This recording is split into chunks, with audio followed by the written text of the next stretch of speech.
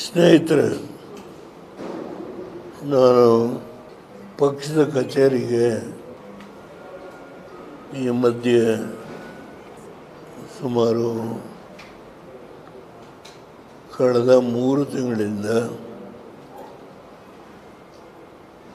ನಾನು ಬಂದಿದ್ದಿಲ್ಲ. ಚನ್ನಪಟ್ಟಣ ಚುನಾವಣೆ ಆದಮೇಲೆ ನಾನು ಪಕ್ಷದ ಕಚೇರಿಗೆ ಇವತ್ತೇ ಬರ್ತಾರೆ. ಕಳೆದ 3 ತಿಂಗಳಿಂದ ನಮ್ಮ ಪಕ್ಷದ ಯುವಕ ಮುಖಂಡರು ಶ್ರೀಮಾನ್ ನಿಖಿಲ್ ಕುಮಾರಸ್ವಾಮಿ ಅವರು, ನಮ್ಮ ಚಿಕ್ಕನಾಯಕನಹಳ್ಳಿಯ ಶಾಸಕರಾದ ಬಾಬು ಅವರು ಹಾಗೂ ಮತ್ತೊಬ್ಬರು ಮಾಜಿ ಮಂತ್ರಿಗಳು, ಪಕ್ಷದ ಹಿರಿಯ ಮುಖಂಡರು, ರಾಯಚೂರಲ್ಲ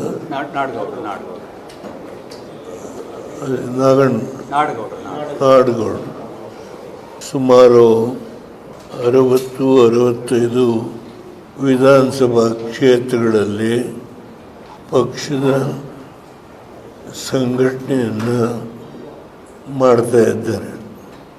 ಈ ಮಧ್ಯದಲ್ಲಿ ಸಿಟಿ ಅಧ್ಯಕ್ಷರು ರಮೇಶ್ ಗೌಡರು ಅವರು ಬೆಂಗಳೂರು ಕಾರ್ಪೊರೇಷನ್ನ ವ್ಯಾಪ್ತಿಗೆ ಸಂಬಂಧಪಟ್ಟಂತೆ ಪಕ್ಷದ ಶಕ್ತಿಯನ್ನು ಹೆಚ್ಚು ಮಾಡಲಿಕ್ಕೆ ಪ್ರಯತ್ನ ಮಾಡ್ತಾಯಿದ್ದಾರೆ. ತಿಪ್ಪೇಸ್ವಾಮಿಯವರು ಹಿರಿಯ ಮುಖಂಡರಾಗಿ ಇವರೆಲ್ಲರಿಗೆ ಮಾರ್ಗದರ್ಶನ ಮಾಡಿ ಪಕ್ಷದ ಚಟುವಟಿಕೆಯನ್ನು ಇವತ್ತು ಆ್ಯಕ್ಟಿವಿಟೀಸ್ ಅಂತ ಹೇಳ್ತೇವೆ, ಅದನ್ನು ಶಕ್ತಿ ತುಂಬ್ತಾ ಇದ್ದಾರೆ ಅಥವಾ ಗೈಡ್ ಮಾಡ್ತಾ ಇದ್ದಾರೆ ಅಂತ. ಕುಮಾರಸ್ವಾಮಿಯವರು ಕಳೆದ 4 ತಿಂಗಳಿಂದ ನಮ್ಮ ರಾಜ್ಯದಲ್ಲಿ ಪ್ರವಾಸ ಮಾಡಿದ್ದಾರೆ.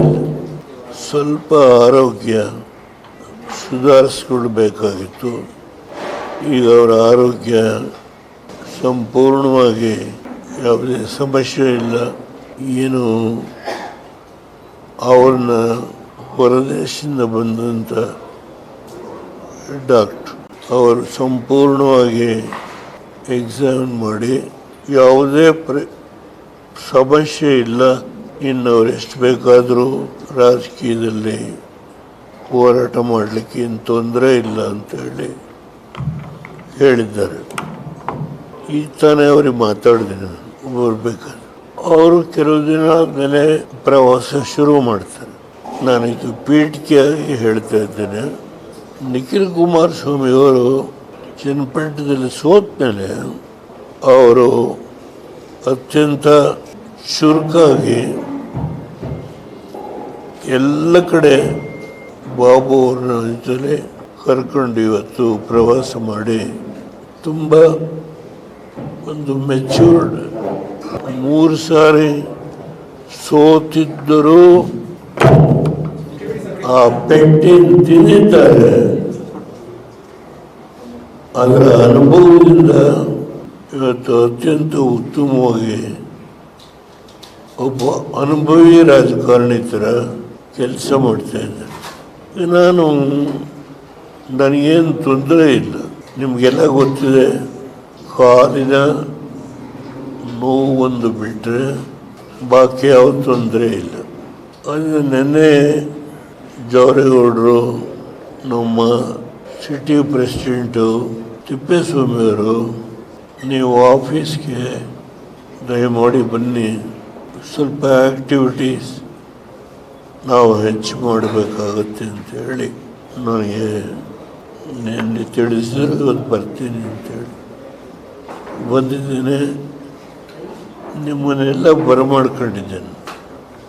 ನಾನು ಹಿಂದೆ ಒಂದು ತೀರ್ಮಾನ ಮಾಡಿದ್ದೆ, ಬೆಂಗಳೂರು ಸಿಟಿಗೆ ಸಂಬಂಧಪಟ್ಟಂತೆ ಮುಂದೆ ಬರುವ ಕಾರ್ಪೊರೇಷನ್ ಚುನಾವಣೆಗೆ ನಾವು ಕನಿಷ್ಠ 50ರಿಂದ 60 ಸ್ಥಾನಗಳನ್ನಾದರೂ ಗೆಲ್ಲಬೇಕು ಅನ್ನೋ ದೃಷ್ಟಿಯಿಂದ ಒಂದು ಸಭೆ ಮಾಡಬೇಕು ಅಂತ ಹೇಳಿ ನಾನು ತೀರ್ಮಾನ ಮಾಡಿದ್ದೆ.